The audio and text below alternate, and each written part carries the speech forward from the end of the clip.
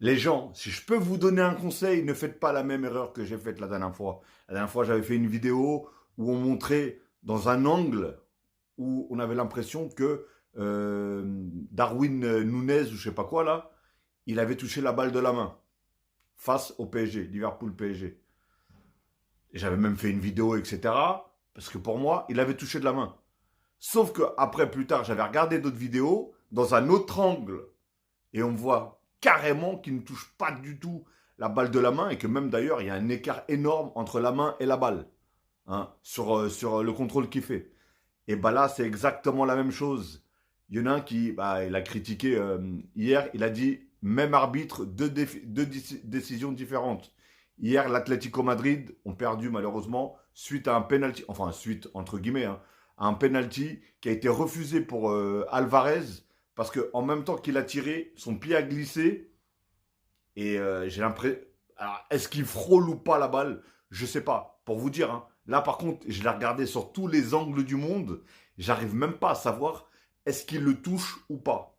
Alors, je sais même pas comment ils ont fait eux-mêmes pour qu'en même pas 5 minutes, ils ont réussi à avoir le truc et à annuler le. Je sais même pas si la VAR elle a été prise. Franchement, je sais même pas. Je sais même pas ce qui s'est passé réellement, mais prendre une décision aussi rapidement, alors que des fois, c'est tellement visible, mais vraiment visible. Normalement, en une fraction de seconde, tu vois que soit il y a faute, ou soit il n'y a pas faute, soit il y a penalty, soit il n'y a pas penalty, etc. Et ils te mettent 10 minutes à te sortir le truc, alors que là, c'est pratiquement. Je sais même pas comment tu peux voir, en fait, si vraiment il la touche ou pas.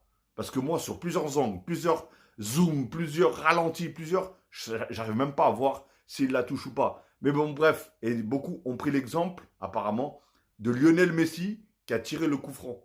Mais de derrière, on peut avoir cette impression-là qu'il touche le ballon. Mais regardez là de devant, et vous verrez que entre le pied et le ballon, il y a un écart énorme.